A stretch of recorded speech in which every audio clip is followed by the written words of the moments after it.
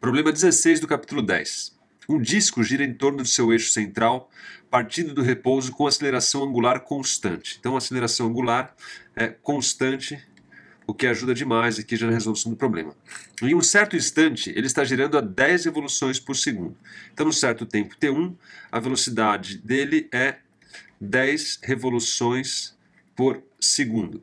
E após aí um certo delta θ, um certo número de rotações, que é 60 revoluções, ele alcança então uma velocidade angular que é dado por um ω2, que é igual a 15 revoluções por segundo. Então ele alcança esse ω2 aí num certo tempo t2. Calcule a aceleração angular, o tempo necessário para completar as 60 revoluções, o tempo necessário para atingir a velocidade angular de 10 revoluções por segundo e o número de revolução desde o repouso até o instante em que o disco atinge a velocidade angular de 10 revoluções por segundo. Bom, uma série de perguntas aí, mas esse tipo de problema é basicamente o uso, né, da analogia que a gente já conhece. Então, se você se lembrar, você tinha um conjunto de equações para quando você tinha uma aceleração constante, tá certo? Então, no caso de movimentos de translação, a gente tinha que S é igual a S0 mais V0t mais AT ao quadrado sobre 2, que a gente deduziu lá no começo dos nossos estudos. Além disso, derivando a expressão aqui, você tinha que V é igual a V0 mais AT, e substituindo, né, isolando o t e jogando aqui, você tira a equação de Torricelli, que é V ao quadrado é igual a V0 ao quadrado mais 2A ΔS. De forma análoga a essas equações aqui, você tem também as equações que descrevem o movimento de rotação à aceleração constante. A primeira delas é θ é igual a θ0 mais ω0t mais alfa t ao quadrado sobre 2. A segunda delas é ômega, que é derivando basicamente a primeira, é ω0 mais alfa t.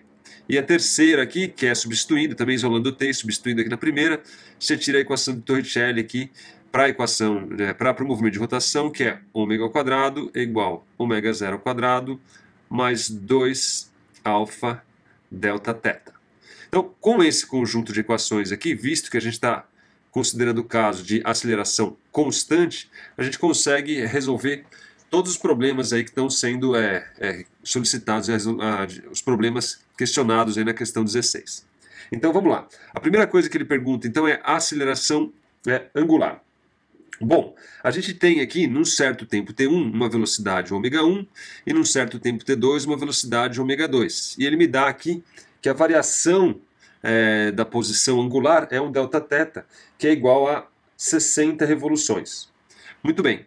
Então, basicamente, aqui a gente vai fazer uso, ao invés de ele tem o delta θ, ele tem o ω0 ao quadrado, né, que no caso seria o meu ω1, e o ω2, tá certo? Então, dessa equação de Torricelli, a gente tem que o ω no tempo 2 ao quadrado é igual ao ω no tempo 1 ao quadrado, mais 2 vezes o alfa, vezes o delta θ entre o tempo t1 e o tempo t2, que é dado também, que é 60 revoluções, tá certo?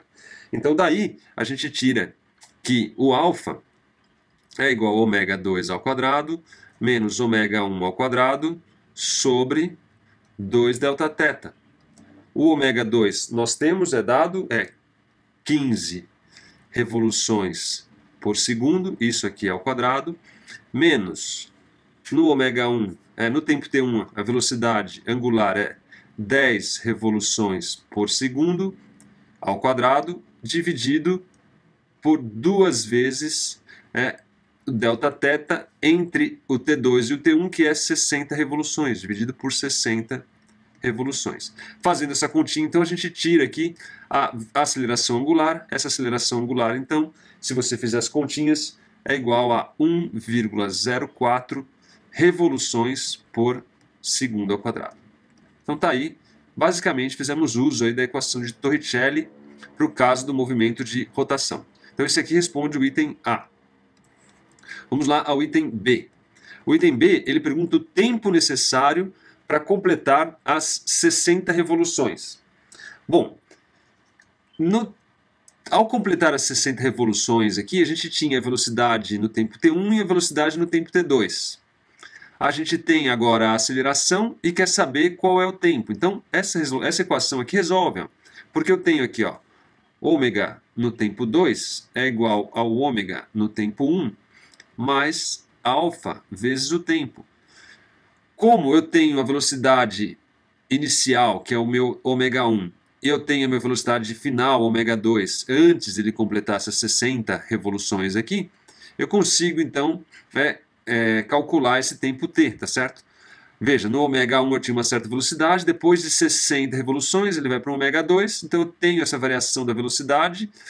Quando ele tem esse ΔT aqui, que é o que ele pergunta, eu consigo calcular, então, o tempo necessário para ele completar as 60 revoluções. Então, esse tempo nada mais é do que 15 revoluções por segundo menos 10 revoluções por segundo, dividido pelo meu alfa, que eu calculei, 1,04 revoluções por segundo ao quadrado. Se eu fizer essas contas aí, eu vou encontrar que esse tempo, então, é igual a 4,8 segundos. Então, facilmente a gente consegue calcular esse tempo. Para o item C, ele pergunta o tempo necessário para atingir a velocidade angular de 10 revoluções por segundo. Bom, se ele estava inicialmente em repouso, tá certo? Então a gente tem novamente essa equação aqui, equação da velocidade. Então eu quero saber o ômega 2, vamos chamar de ômega, visto que o ômega 0 era 0, a minha aceleração é alfa que eu tenho e eu quero saber o tempo, tá certo? Então, qual é o tempo necessário para ele chegar a 10 revoluções por segundo, visto que ele tem uma aceleração de 1,04? Então, daqui eu tiro que esse tempo nada mais é do que o ômega dividido pelo alfa, ou seja, 10 revoluções por segundo dividido por 1,04 revoluções por segundo ao quadrado. E isso aqui me dá, então, esse tempo que vale, se você fizer essas continhas, 9,6 segundos. Então, esse é o tempo para que ele saia do repouso e alcance a velocidade de 10 voltas aí por segundo, quando sujeito a uma aceleração que vale 1,04 revoluções por segundo ao quadrado. Finalmente, no item D, ele pergunta para a gente o número de revoluções desde o repouso até o instante em que o disco atinge a velocidade angular de 10 revoluções por segundo. Então, o que ele tem? Então, as velocidades, o número de revoluções desde o repouso até o instante em que o disco atinge 10 revoluções por segundo.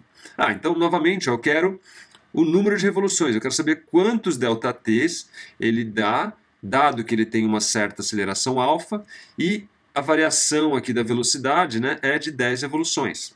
Então, a velocidade inicial era 0, então eu tenho aqui que o meu Δθ é igual a ômega ao quadrado sobre 2α, visto que o ômega 0, né, que é a velocidade inicial, angular é 0. Eu quero que ele atinja uma velocidade de 10 revoluções por segundo, isso aqui ao quadrado, dividido por 2 vezes o alfa, que é 1,04 revoluções por segundo ao quadrado. Se eu fizer essa continha, então eu tiro o número de voltas que ela dá. Fazendo isso, você encontra o valor de 48 revoluções. Então esse é um exercício relativamente simples. O que você precisa se atentar aqui é que no caso onde você tem uma aceleração angular constante, você tem um conjunto de equações aqui que é análoga ao conjunto de equações que descreve o movimento de translação.